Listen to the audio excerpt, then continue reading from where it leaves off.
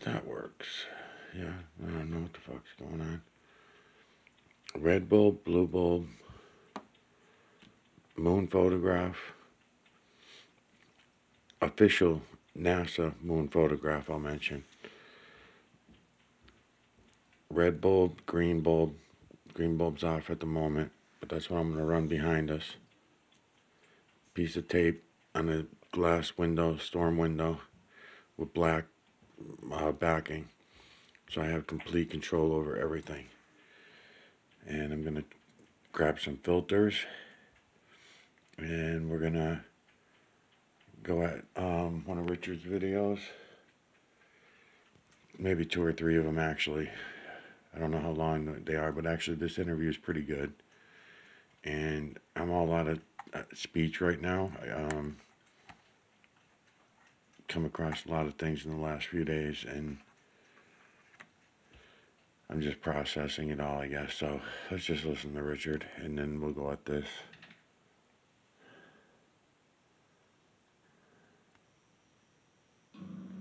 Hello and welcome back to the channel and another of my fascinating interview series. Today I'm talking to an author.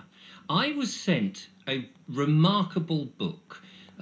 It came out of the blue actually, probably, I don't know, around late November, beginning of December, and I had no idea. There was no note, no nothing, and it just came, and here it is. It's called 180 Degrees, Unlearn the Lies You've Been Taught to Believe. And it's a beautifully presented and lovely printed book. And it must have cost an arm and a leg to not only write it, but to send it. And it must have taken a long time to do that. So I was very curious. But then inside, it was actually addressed to me, to Richard. And then it had a little logo, presumably, at the time, I assumed, of the author. And yet, mysteriously, at the back, the author reveals that he's no longer with us. So it was all very strange. However, I have managed to track down the author, not using a Ouija board, but actually through a mutual friend. And it's Fergus O'Connor Greenwood. I'm going to call him Fergus.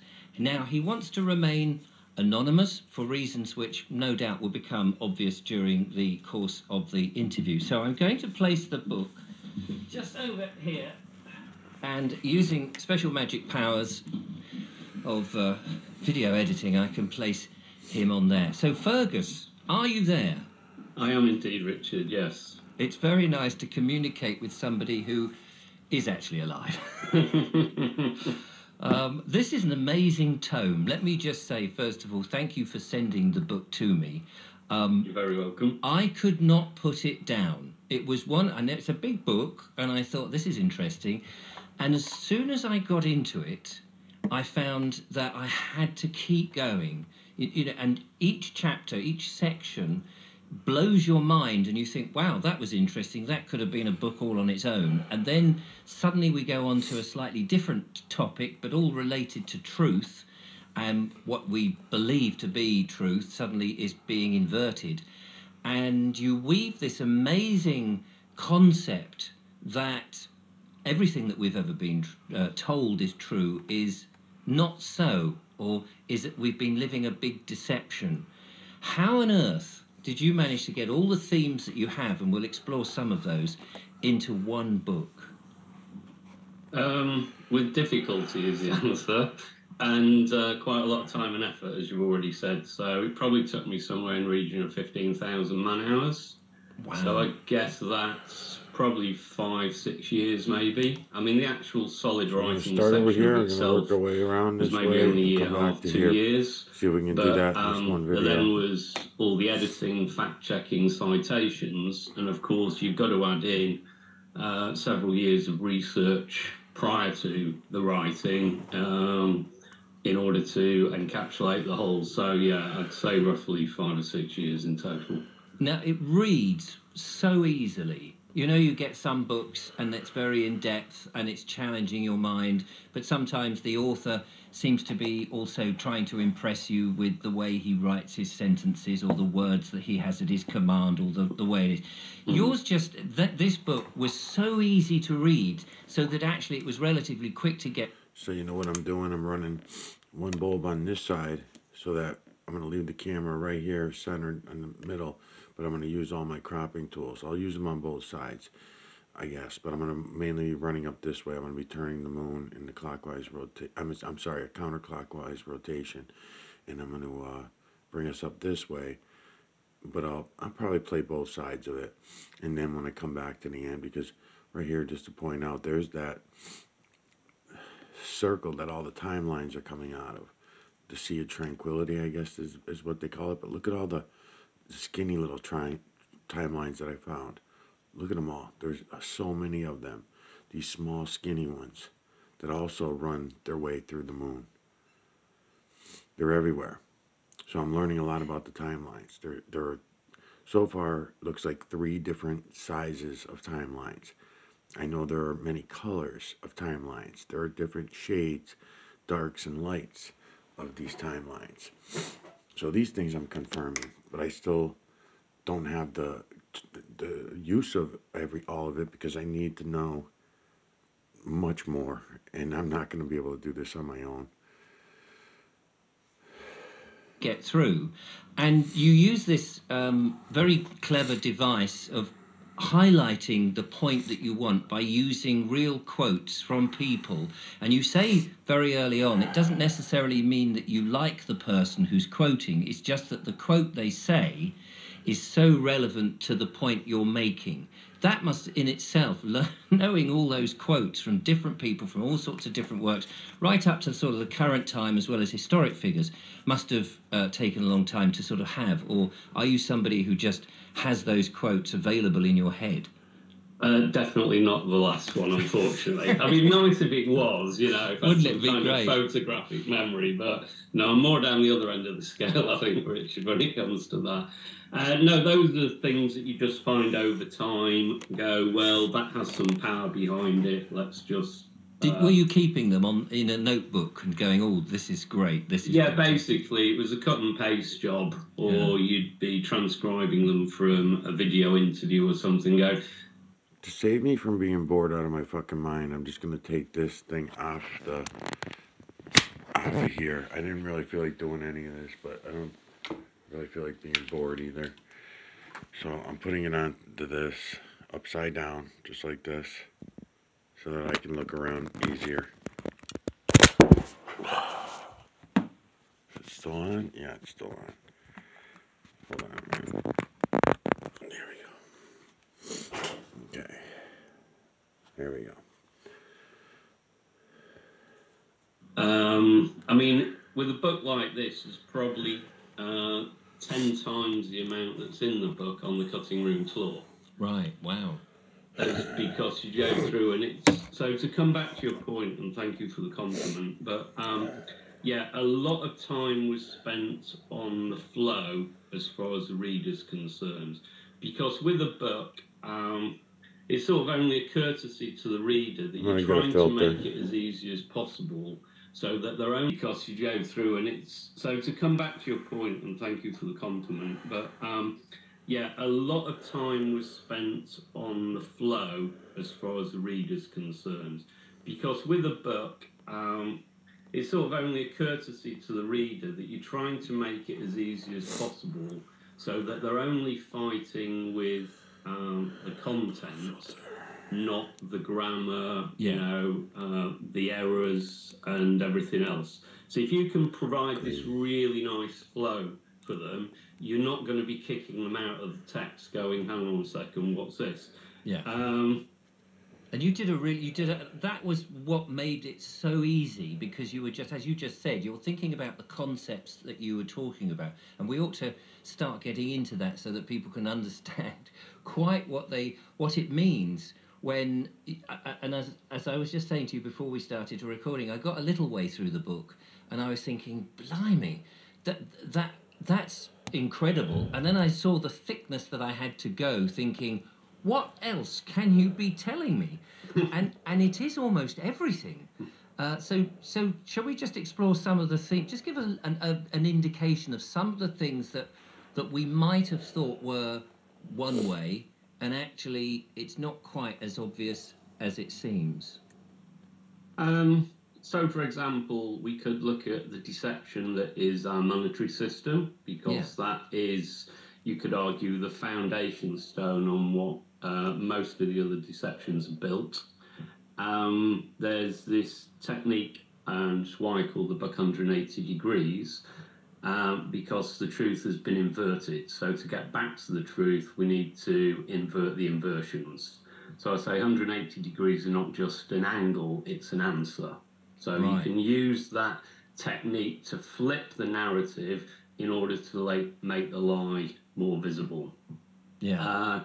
We also cover stuff like the nature of lies, the attributes, and then there's something called the craft, which is basically how to dress up evil to make it look good.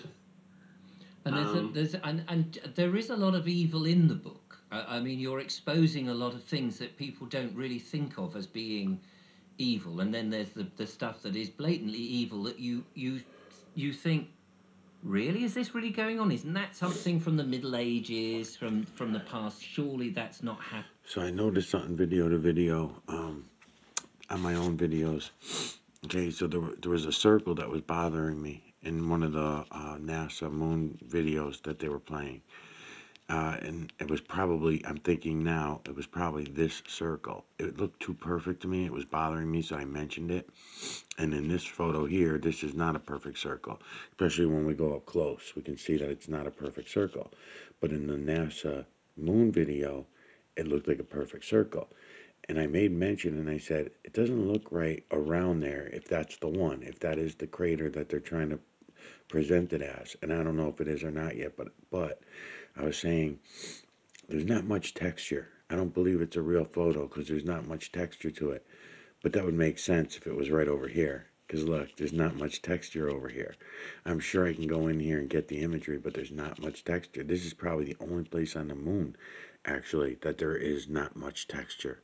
It is the only place on the whole moon that there's not very much texture, is right here.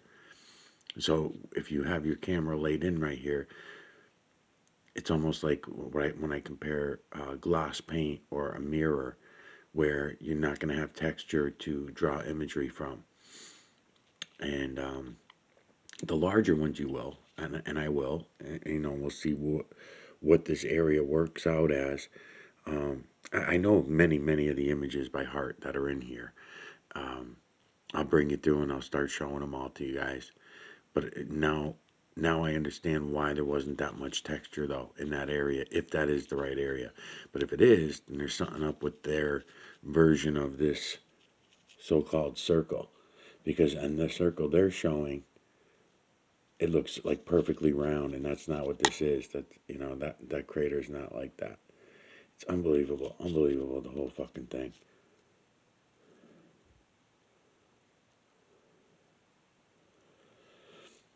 A way that you can prove to yourself that the moon is not turning the way the heliocentric model or the geocentric model says it is, and that it's actually turning in a clockwise rotation the way I'm telling you, is to watch the imagery on this outer edge all the way around on all the moon photos you can get your hands on, and you start matching them up. You don't have to match all of them, you just have to get some to memory. As you're looking around, you take some to memory, some of these faces. If you know that this is right here and you know that this ape face is right here, it looks like there's even a little bit of a scene because there appears to be body imagery right here. If I crop all this out for you, I can get you this ape face with a shoulder and an arm, a little bit of a chest, another shoulder and arm, and then there's another one behind them. And sometimes you'll get these little somewhat scene things that look like a scene. Matter of fact, there's one in the clouds on the video I did of Richard, your one of your videos, one of your camping videos or something like that I was going into, and I kept, if you notice on the camera, I keep staring at one area for like 5-10 minutes, and people are probably wondering what the fuck's he looking at. But I was looking at two apes that were sitting down, ape bodies. There was body imagery in it, but I can't confirm it, but it looked like body imagery all the way to, like, they were sitting and had their knees folded, two of them, one in front of the other. like a baby ape and a mother or something like that. Happening in these days, and there's certain parts of that which we can't discuss on here, being on YouTube and its terms and conditions and blah blah blah. Yeah. But there is some really sinister stuff that is going on that the general public would be so shocked that if they were able to get other people to believe them, it would probably change things. But I think it's so shocking, and it's so hidden and buried that it's very hard for anyone to be taken seriously if they mention it, because people would just go, oh, don't be so stupid. Yeah, so you're touching there, if we just talk about the technique. So when you're communicating with people, there's something called people slide from A to Z. They don't jump from A to Z. So if you're speaking to someone who thinks the government's telling them the truth about everything, they're at A. Mm. If you're then trying to talk about some of the darker material, it won't. This is the Sea of Tranquility area I was just showing 2 videos ago. And as you can see, you can always match the imagery. You'll always find the same images. They're easier for me to find, especially the large ones, when they're coming off of the darker areas, because I'll have a better memory of them, because I know how they work. Like, I've been talking about these ones for a long time.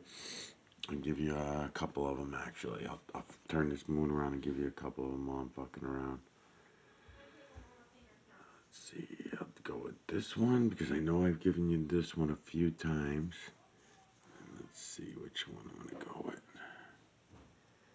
Go with this one. Wait until he's looking at me.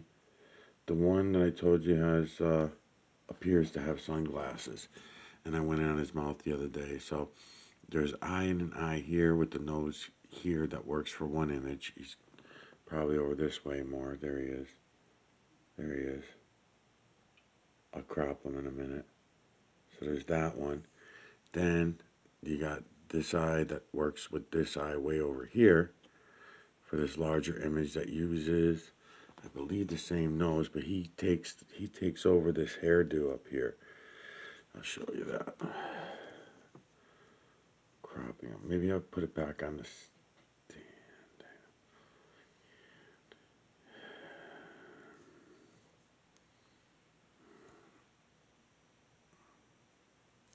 Okay, let me do this. Red filter instead of the green filter.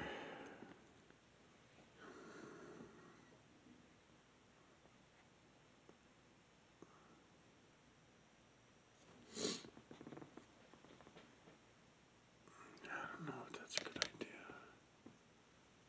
Won't work with those individuals because they have to start at A, move to B, then C, then D, then E. As soon as you jump to something like P or Z, they're going to look at you like you've got 3 heads. Yeah. And I think this is one of the solutions I put in How to Communicate the Truth, which is understand who you're speaking to, where they are, what their value system is first before you even open your mouth, and don't try and ram information down them because it doesn't work.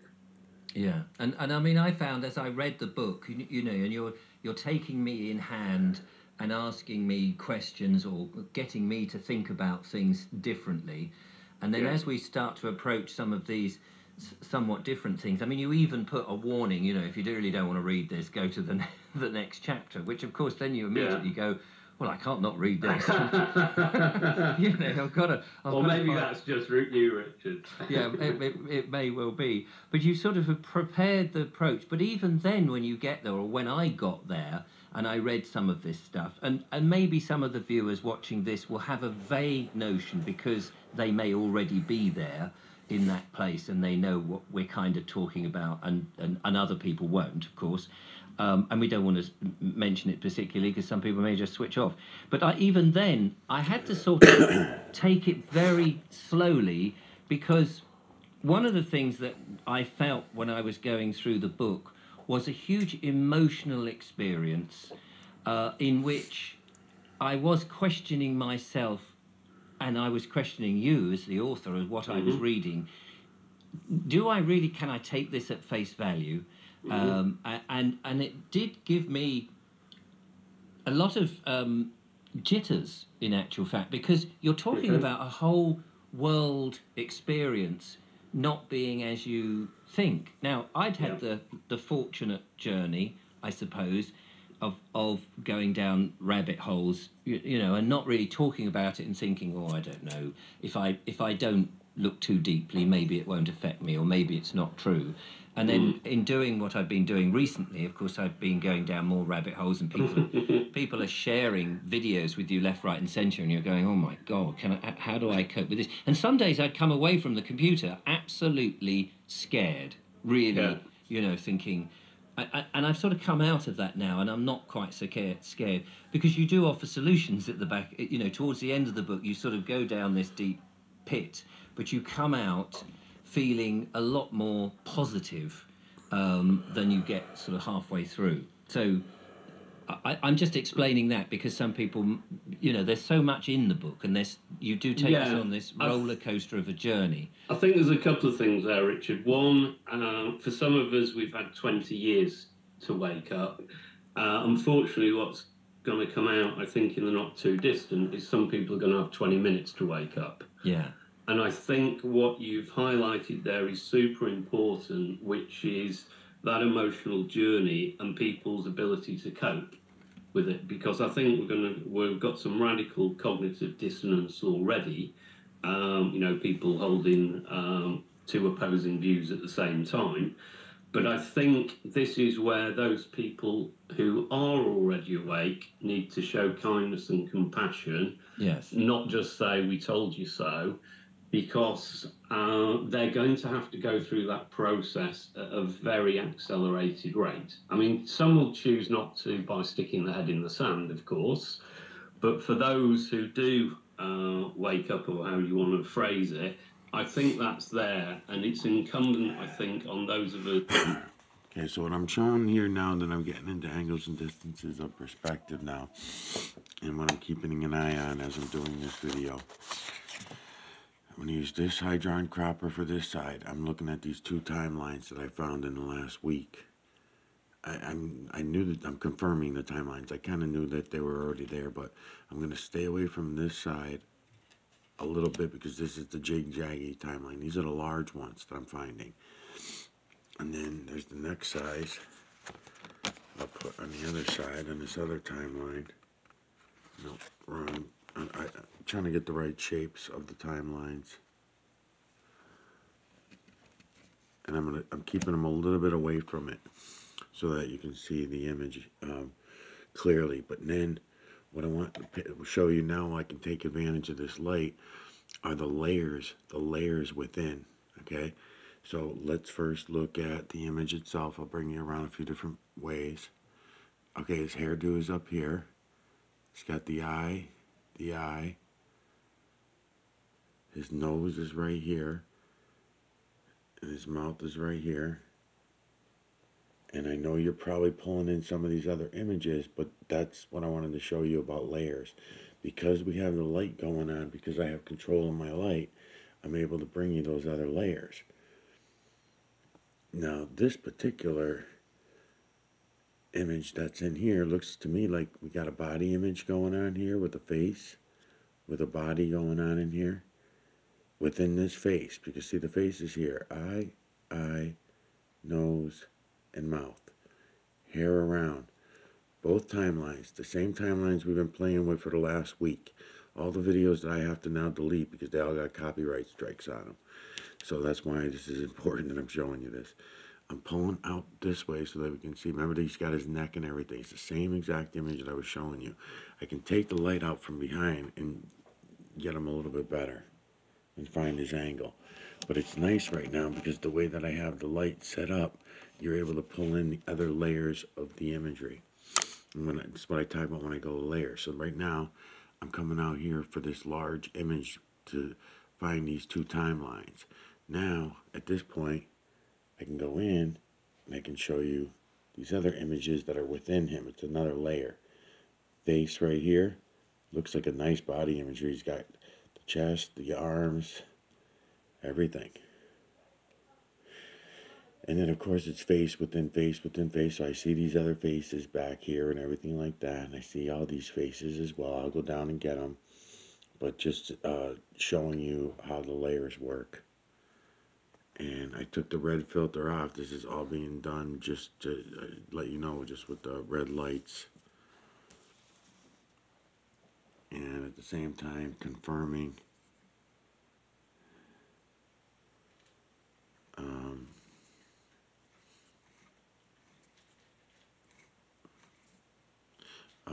confirming that there's no other inconsistencies. When I find the inconsistencies in this particular one, I'll let everyone know. Us who are awake to show that sort of level of compassion. Yeah, I mean, I did a video about a month ago now, it must have been, I think, in which I was talking about the medical intervention that we've had over the last couple of years that's been pushed by the government, and everybody knows what I'm talking about, and how we had that polarisation of quite a large section, but the minority of people who were resistant, and those that were, again, a much bigger portion of the population who were insistent that everybody got involved because that was the message that was being pushed. And now they may be regretting some of that because of the after effects of this thing. And some of them may not even be, as you say, still got their head in the sand. But there'll be a block of people who will be thinking, I regret doing that. But they may also be saying to people like me who didn't take it, I'm an idiot, I was a fool, you should take this, you know, if you don't take it, it's for humanity's sake, it's save your granny, blah, blah. Now, they may regret some of that rhetoric that they came out with, and it's to me to help. I'm just trying to let you guys know what I'm doing as I'm doing it. I just moved my bulbs right here, the red bulb, so I'm going to put it right over here to bleed through this paper, because this is printed on paper. And I'm going to start going up this way like I keep saying I'm going to do. I'm going to start doing that.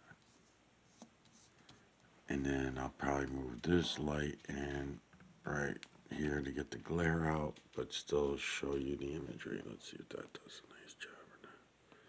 Take this out. It's maybe a little too much light.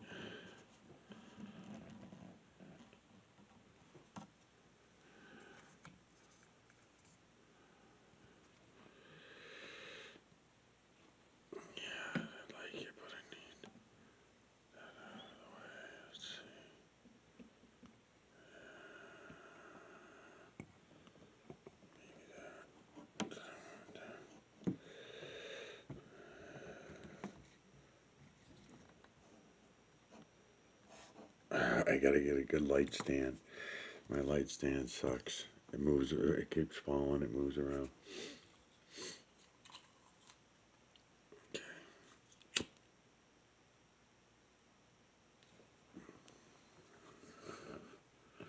Then save face and say, I don't care. You know, at the time, you vehemently thought it was right. The government backed you up, mainstream media backed you up, but now you may not think that was the right idea. I don't feel that you owe me an apology or anything. It's fine. We're all actually on the same side. Yeah. We're just trying to stay alive at the end of the day. And I think that's a good approach. I certainly say, if anyone comes to me, I say, look, you were subjected to 3 years military-grade propaganda. Yes. You know, I mean, the fact is, they didn't get anything right. We had transmission of the disease. They were wrong about that. Yeah. Asymptomatic spread, no. The PCR testing was wrong. Fatality rates wrong. Lockdown wrong. Quarantine in healthy people wrong. Impact on youth wrong. Hospital overload wrong. Plexiglass barriers, social distancing, outdoor spread, all wrong. Maths wrong. Variant impact wrong. Natural immunity they were wrong about. Vaccine efficiency wrong. Injection stain at the site wrong. And vaccine injury wrong.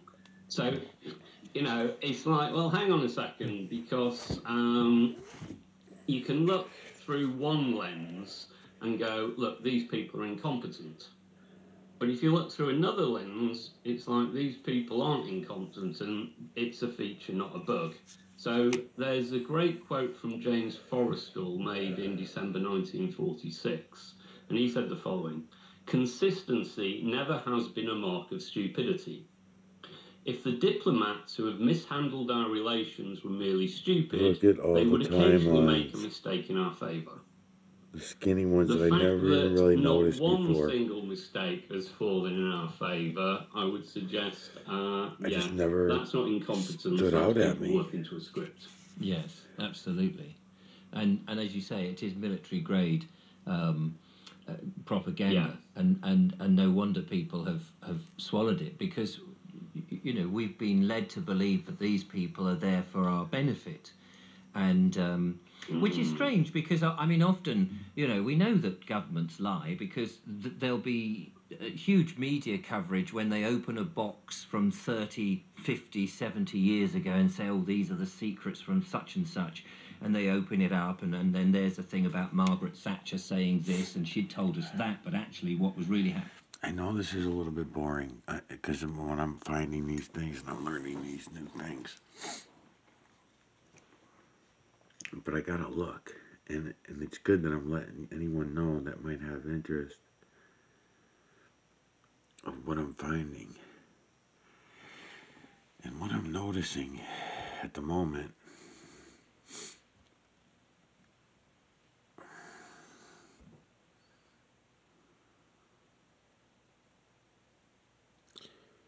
actually for the last week, it seems like a 1 week run on one thing after another just keeps coming.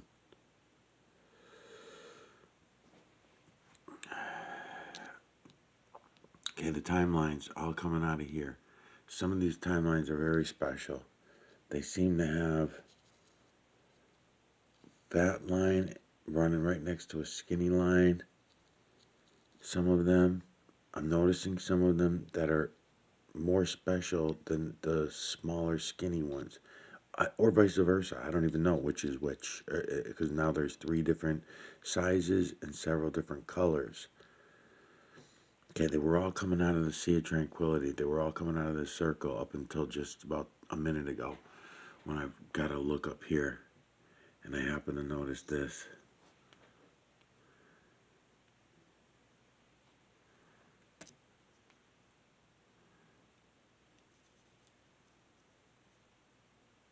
Because now that I know that these smaller ones are also timelines,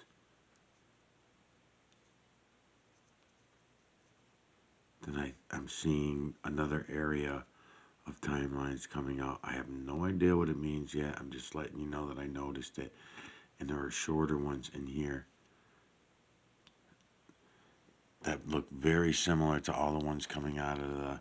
And it's the only other place on the moon that I see any place of timelines coming out. Because now that I noticed it there, I just looked around a little bit and I'm like, wait a minute, that's the only fucking place. So I thought,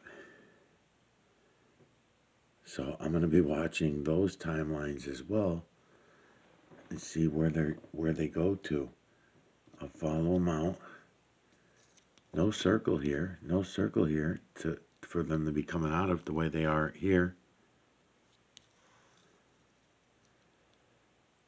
And they're shorter lines. This one stops here. I think this one stops here. This one looks like it stops right here. And then this one looks like it stops here. So they don't go all the way. There's something to these.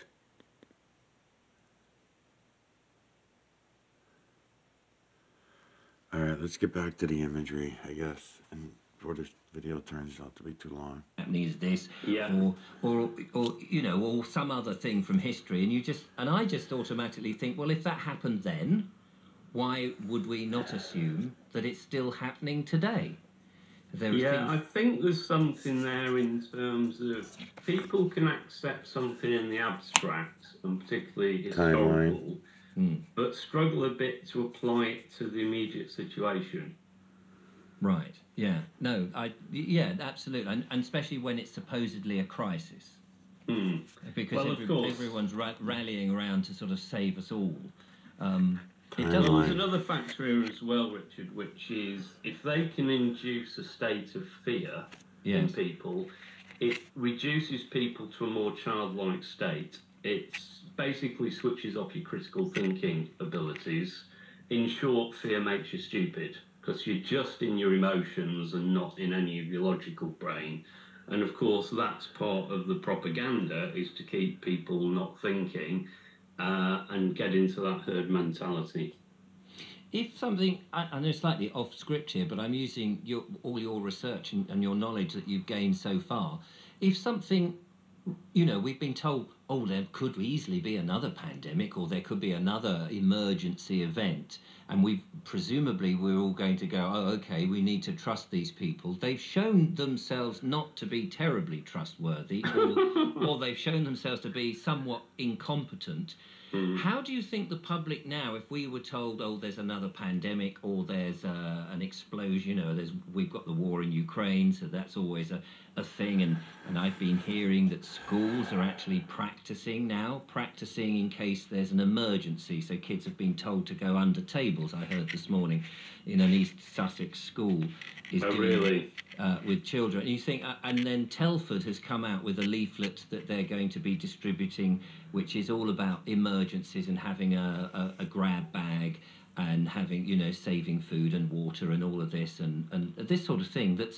And then of course we've got the government pushing out the alerts on our phones, which did strike me as being very strange that all of a sudden now they're using them, but they've been built into the phones for years since these phones were available. So it does seem a bit strange that it's all sort of building up to something. But my question is, how do you think the public will respond? How much fear will there have to be for them to be as compliant as they were 3 years ago? Well, it's a good question. I'd say it roughly splits into three. You've got the ones who are completely awake and aware of what's going on. And what I say is, truth is like a one-way valve. You don't wake up and then decide, oh no, I want to go back and know all the lies. I think it's generally a one-way valve. I think obviously you had the Matrix film where one guy said, just give me the blue pill, I just want to taste the steak again. But I think in the real world, once you've got there, you're never going back. So this again is why truth tends to be slow and lies tend to be quick. So there's a whole area in that we could dive into if you're interested in terms of the difference between the two. But to finish answering your question first, I'd say we've got a split of three. At one end you've got the awake, at the other end you've got the will do anything they're told. So there's a famous quote from Yuri Bezmenov, who was the KGB defector, in an interview with G. Edward Griffin in 1984, said something like following, I'll have to paraphrase it because it's not in front of me, but it said, a person who is demoralised can no longer assess true information. It doesn't matter if you're showing the absolute proof. He said you could even take someone at that time over to the Soviet Union and show them as a concentration camp. So communism was never what it was labelled as. He said he will still refuse to believe it. Wow. So there is probably a 10 to 20% of the population, I say, that's a guess, of you're never going to wake up. Now, the interesting bit really is the bit in the middle, which is the mass of people. And I would say out of that group, what they did from 2020 onwards has certainly awoken a lot more people who had no idea of what was going on in all these different areas. And I would say those ones who've awakened since won't be going back either. But we still have, I would say, let's call them the settled majority, who can still be swung either way. But I do believe it's going to be much harder because there's also the 100th monkey syndrome here, which is that collective unconscious of when you get a certain number of people all being aware of, let's call it the truth in this case, whatever your views are, that starts to have an effect on the rest of the population. And I do think, for example, coming into this, it was Boris taking the helm. I'm no fan, but you could see there was a certain level of trust there, totally misplaced, of course, because of what he did with Brexit. But I think this time, I mean, I don't think any trust is there in many ways. So with all these things, So this was the frustrating thing about using this moon when I was using it. Because they ran their colors, they're taking away the true creators. That's why I don't want to get used to using this particular photo so much. I'm just going to use it to show you guys a few things, but it's really not a fair representation because they fucked with things so much. Bleeding the colors out.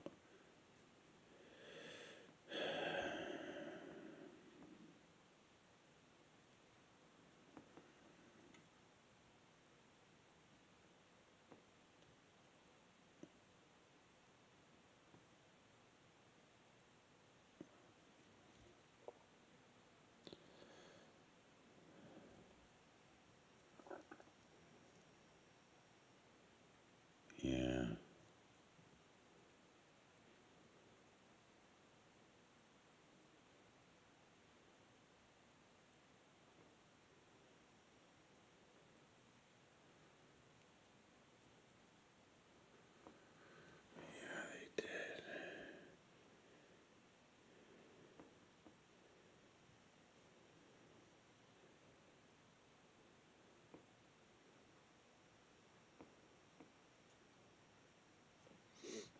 The imagery's all there. It's just that I keep noticing certain things that they're not even a big deal, really. But I'm just worried that it would confuse anybody. But I don't know. Maybe I shouldn't worry because I don't even think anybody would even fucking notice, to be honest with you. I mean,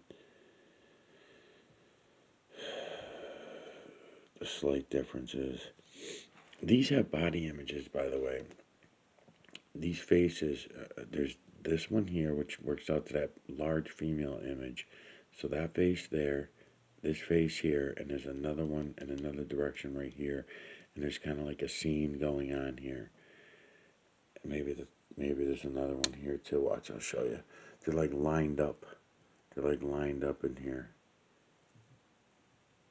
I have to try to crop them for you. Hold on.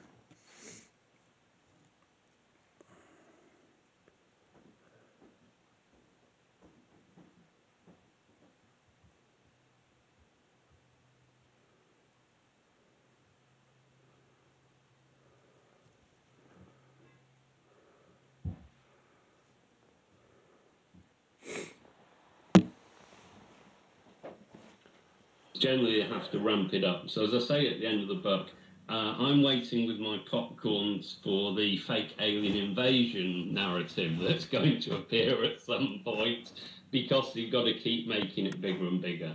Yes. Now, whether they're going to just come out with another variant, another disease, whatever it is, I mean, of course they're going to try it because they have to, because that's part of the agenda. And also, I imagine that they've invested in stuff. Of course. So just to go back one step, so what we haven't really said is that a lot of this has been, shall we say, planned, for the sake of a word. That these things just don't happen to. A lot of things seem to be part of an overall long-term story. Is what we're saying, and some people. I'm just making this clear for some of the people who may be going, I don't know, what do you mean they've got this? So there seems to be this playbook in which things have happened throughout history, and we've seen a number of things in our lives which, when you read in the book, certain events that have been done by the government of that country, in which people in that country have actually died, and there are some very famous, I'm just going to leave it at this, very famous things that people go, what? And that some people already know this, And some people always say, well, it's a conspiracy, and some people will just not believe it because they believe their government so much.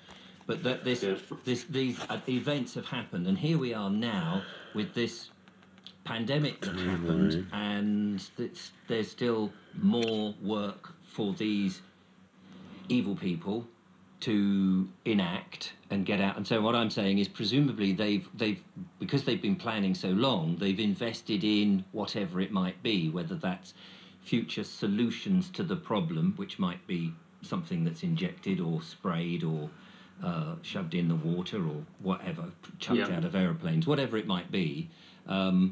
They've invested it so that, as you say, they've got to try it, haven't they? I believe so, yeah. So, I mean, part of what you're referring to there is the problem reaction solution, which is a technique that goes back to Roman times. It's like, well, you want this solution, so you're going to then create the problem. Yes. That is a standard practice they use all the time. I mean, the other thing I thought you might have been referring to there, but maybe weren't, was the idea of false flags. Are we allowed to talk about those? Yeah, well, things do sort of distract you, don't they? So something else can happen. Is that what a false flag is? Yeah, so I'll read the definition I have in the book, which is false flags are covert operations designed to deceive in such a way that the operations appear as though they're being carried out by entities, group or nations other than those who actually planned and executed them. Often they are horrific stage events that are blamed on a political enemy and used as a pretext to start a war or enact draconian laws in the name of national security and or remove civil liberties. The origins are from naval warfare, where a flag was raised on the ship's mast prior to the attack to mask the true identity of the attacker. But So in other words, if you lived on an island, let's just put it in an allegory situation. If you lived on an island and you've got, say there's a lovely pyramid and everybody thinks it's a lovely pyramid, they go to the pyramid every day, and there's another island over there, and you want to make out it was the other people on that other island that are your troublemakers, and you want to go and beat them up, and you want a legitimate reason, you might, as a government, blow up your own pyramid, cause a few